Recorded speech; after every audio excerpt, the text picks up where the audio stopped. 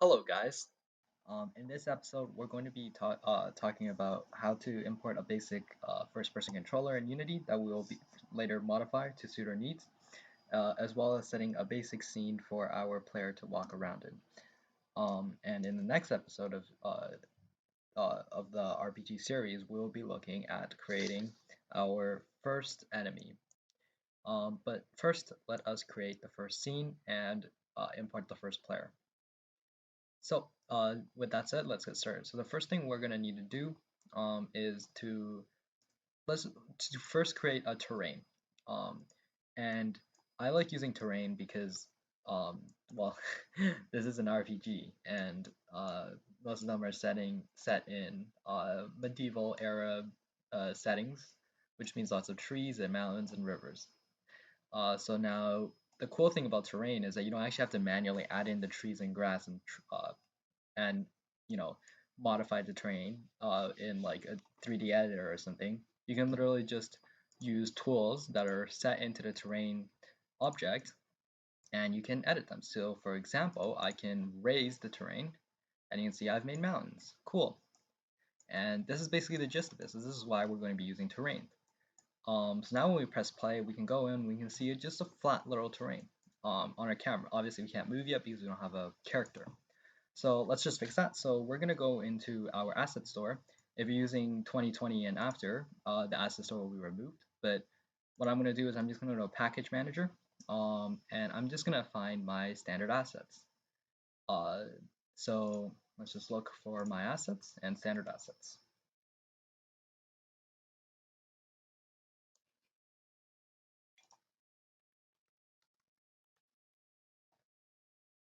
All right, now I'm just going to press import. Alright, so now that the standard assets is finished importing, we're going to go to console, clear the notifications, and we're just going to double tap on the error. Now this always happens. I think Unity should fix this because they made the standard assets. But this is actually GUI text is actually obsolete.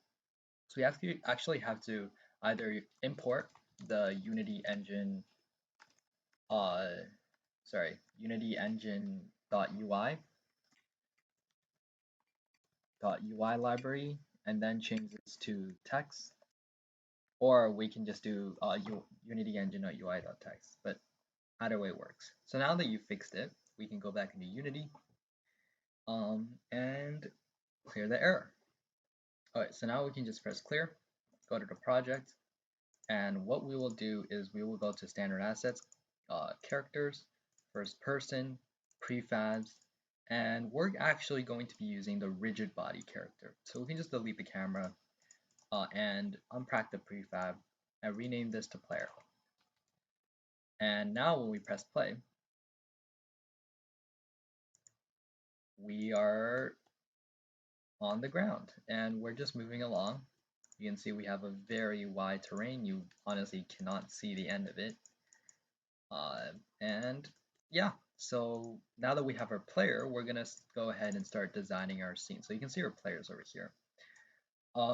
So what we're gonna first do is we're just going to create a little village starting point for our player. As you have already guessed, our game will be medieval themed. And uh, so we're going to be importing some village assets. So what we're going to do is we're going to go to package manager again, and I have an asset for villages that I will link in the descriptions below. But yeah, let me just quickly import that. Alright, so once we have finished importing our Mega Fantasy props pack, what we're going to do is we're going to go into our prefabs, and we're just going to import our first house. So you can see house 1, house 2, and house 3. I'm just going to import house 3. And I'm going to unpack the prefab, and I'm going to actually put it under a game object I'm going to call scene object, just to keep everything nice and tidy. I'm going to drag the house under, and I'm also going to just drag the terrain under.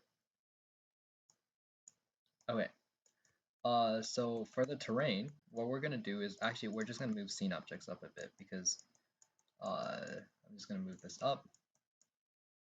Everything in scene objects will come up, including the terrain. I'm also going to just drag the player up so he'll stand on the plane. I'm actually going to couple him to the house. and then center him, center the player, sorry. And I'm actually just gonna, just so that he starts at the house. So now when we press play, we will get to the house and we'll be starting out here. Um, okay, so that's cool and all. But we only have a house, and you can see here that the plane is pretty much just black and white tiles. So what we're gonna want to do is we're going to decorate the terrain a little bit. So first thing we're gonna do is we're actually gonna set a texture for it. So what we're gonna do is we're just gonna say paint texture, and we're going to add a material to the terrain. So we're going to press go over here to the brush called or paint terrain. We're going to click the drop down to paint textures, and we're going to press edit terrain layers, and we're going to create a layer. And basically we're just going to have to find the prefabs from terrain auto upgrade, and we're going to make everything, we're going to set everything to be grass at the very start. Now when we press play, you can see that everything is grass. And it doesn't look too realistic, but it's pretty good. And now you can see our player is walking around on a field of grass with a village house. Now, if you think the village is a bit too dark, what you can do is you can go into Windows and then rendering lighting, and you can turn on auto generate lighting. And basically what this will do is that it will force the game to automatically bake light everywhere in the map that you have created. So that light will shine not only from the sun, but from anywhere, everywhere. And this just kind of creates a better lighting effect.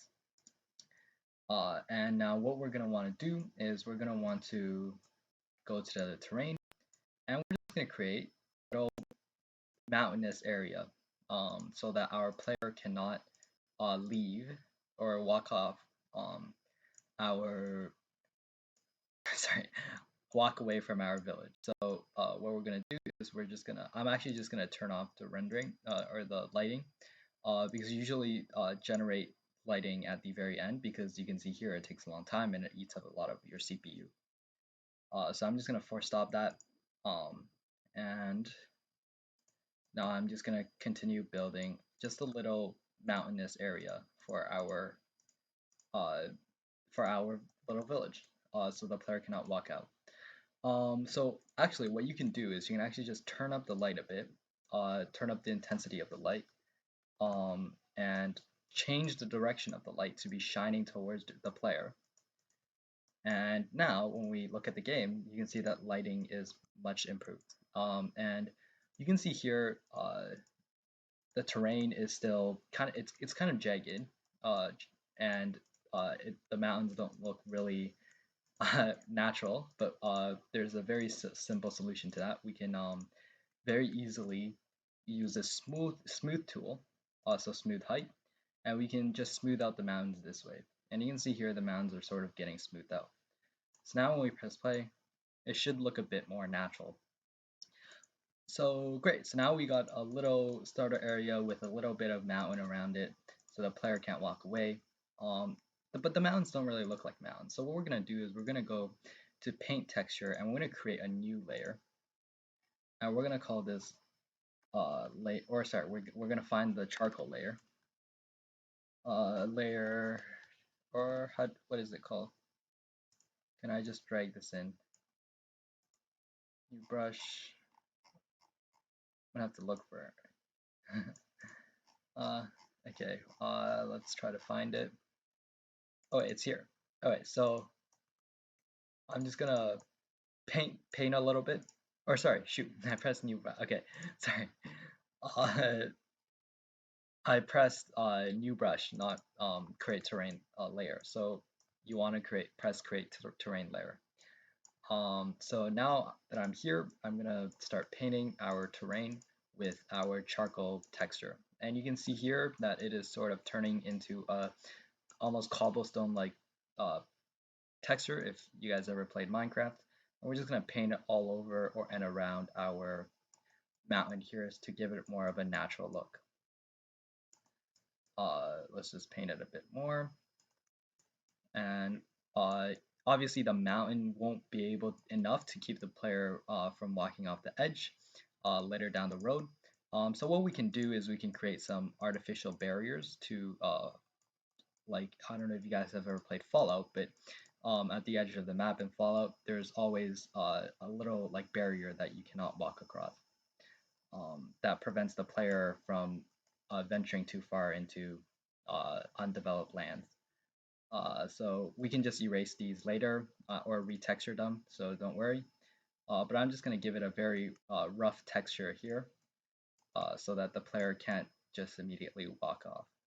I'm also going to extend the mountain range a bit just so we can have a little bit more. I'm also going to change the brush to a different brush to create a different feel of mountains. You can see this brush is more jagged.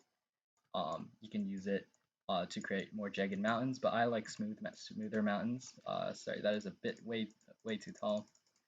But yeah, okay, cool. Now I'm just gonna smooth it again and choose the circle tool. Now smooth this out as well, and then change the texture. Make the brush size. I'm just gonna make the brush size a bit bigger, and now just paint over everything.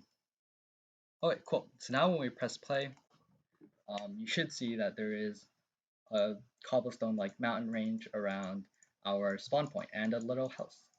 And this house will be the dwelling of one of our future NPCs, and perhaps a place for our player, or maybe even a house for the player. Who knows? Um, we'll see how it goes. But yeah, so now we have a village, a basic mountain range, and the basic terrain set up. The next thing we're going to do is we're just going to add a little decor to our player surroundings, because right now it's just kind of bleak with just a house. So I'm just going to add some barrels outside the house, add some decor, and I'll see you guys back here in a bit.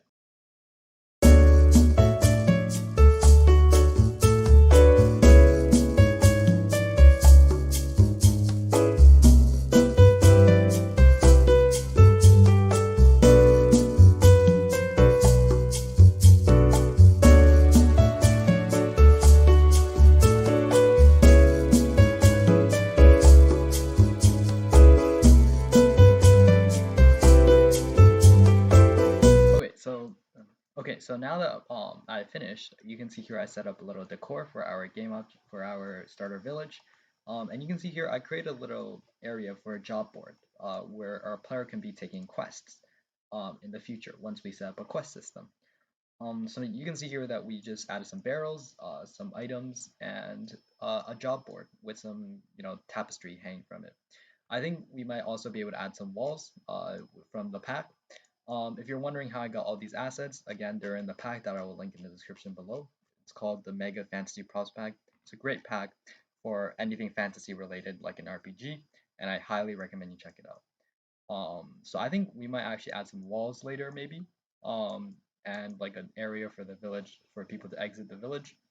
But for now, this is what we got. So I'm actually, before we end this episode off, I just want to create I'm going to drag the terrain out actually from the scene objects.